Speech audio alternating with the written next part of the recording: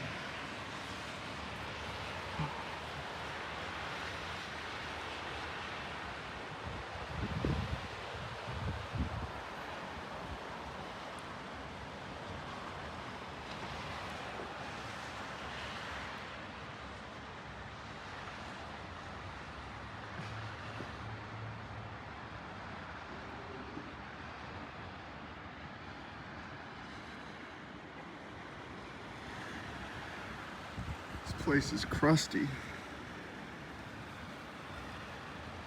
Yeah, this place is really crusty.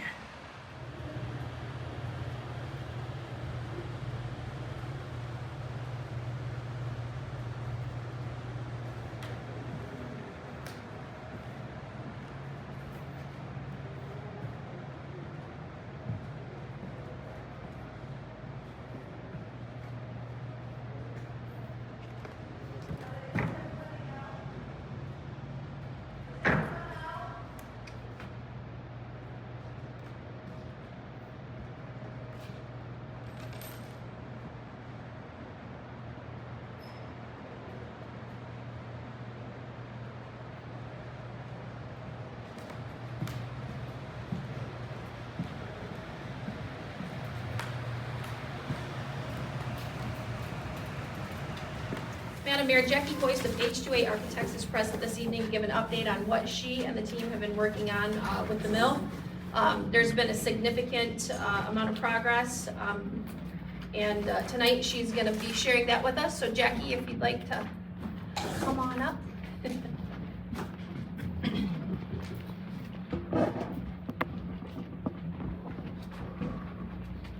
Good evening. Thanks for entertaining us tonight with the opportunity to share with you the update. Jackie, you might have to move that mic down a little bit. Yep, you got to speak directly into it. Sorry. Okay, is that better? Yeah. Okay, great.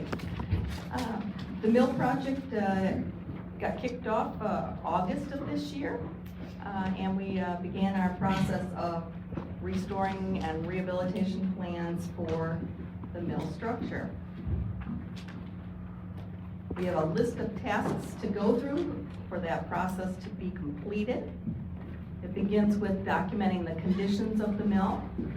That includes looking at old plans of the building, walking through the building, looking at the different components, We did some building scanning with laser scanning, testing. We did some structural analysis. These things are all underway in various stages. There's design and code analysis to be done, and a large portion of that is done. Technical drawings for the restoration and rehabilitation, detailing engineering. We're preparing some renderings so that folks can see what the mill will look like when we're complete. Government approvals, and then bidding and construction phases. So you can see the little bar chart there, the percent complete that each of those tasks are. So we'll kind of go through these tasks. We looked at old drawings of the mill and determined whether or not they were accurate enough to reuse. They were not. They were somewhat useful, but we had to do a lot of validation, and that included photography and measuring, which has been done. All the exposed conditions we were able to observe and measure, but the concealed conditions are still underway. Some components have been removed so that we could see beneath them, and others are yet to be tackled. And then we began the historical analysis, evaluating historic photos as well as conditions on site that tell us about the history of the building. In this case, since the old drawings were not accurate enough for us to use independently, we needed to do what we call building scanning. Those are laser scans of the building with 360-degree photography that's done under certain conditions, in which it produces photographs that we can use, that we can actually measure from the photographs. So that's really helpful in validating the existing conditions. So everything that was exposed has been scanned, and things that are still concealed are yet to be scanned. That'll be coming up in the next steps as we enter February. Testing and soils analysis was important for this project.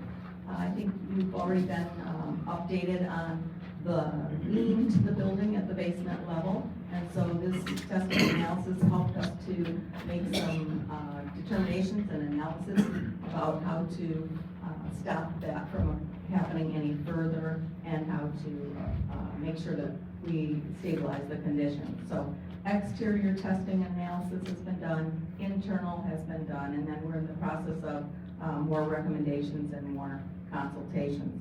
You see there just kind of a little picture of what the soil boring charts look like after they've taken soil borings, as well as some of the interior analysis for the concrete slab that has taken place. The structural analysis is well underway. Things that have been exposed and could be observed have been put into 3D software models to begin to analyze them. Components that are concealed, we will be getting that in February, be able to observe those and make some final determinations and analysis.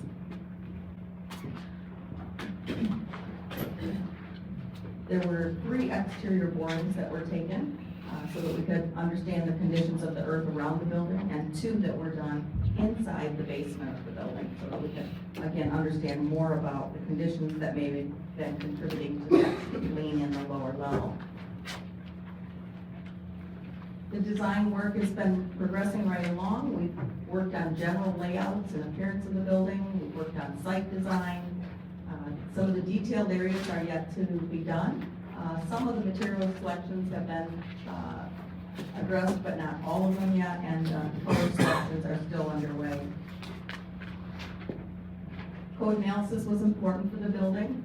We needed to make sure as we rehabilitate this building for generations to come that we are bringing it up to current code requirements. And so we've been through that with the code that addresses the existing buildings in Michigan as well as new construction in Michigan. Technical drawings are, again, moving right along. We finished with the concept stages and the schematic stages, and just this week completed the design development stages. We move next into the construction document and specification stages. And you see there just a layout of the proposed building with the new elevator added, the stairwells, and the handicapped accessible restrooms. Some of the detailed engineering that's been ongoing includes the building and the site. Site work will include some updates to the lower receiving area where you used to enter the basement to the council chambers down there. We also have to do some specialized engineering yet to deal with the river side of construction, and that we'll have to have a cofferdam to hold back the water so that we can get in there to rehabilitate that side of the building that faces the water. Three-dimensional modeling's been going on, exploring and analyzing different options for the addition to the building. The addition is proposed now on the west side of the building to protect the public view as much as possible from the street side. And we're moving along with that and again, analyzing different options with it. You see there the addition at the left side of the building in that bottom right-hand photograph. Actually, not photograph, 3D model. And then you can tell the difference between the old portion and the new portion by looking at the porch roof, which is shown in red there on the old portion and gray on the new portion. We've begun our processes for governmental approvals with our pre-meetings that happened.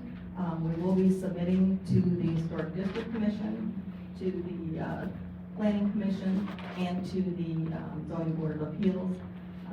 So those meetings are coming up starting the end of January and going through the beginning of March, with our goal to submit for building permits by April 1st.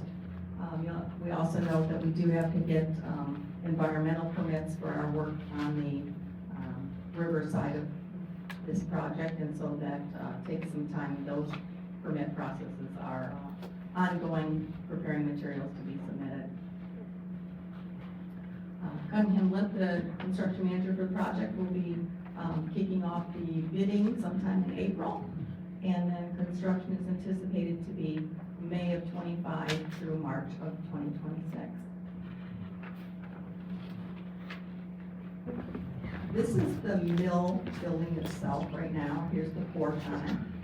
This is the proposed addition. The addition houses the elevator, the second stairwell, and the accessible restrooms. And then I think the area that you're talking about also is down in here. We reference that just as a receiving area because that's the area where the dumpster will need to be located, some mechanical equipment. So that area gets repaved as part of this project because of the disruption with construction. And then is part of the work too, stabilizing the underlayer? We need to stabilize the lean in the building and arrest it so it doesn't go any farther. And so the work does include adding what we call counter forts to the south side of the building under the porch, so it isn't anything that will be seen. And it kind of acts like an anchor to the basement to keep it from leaning any further.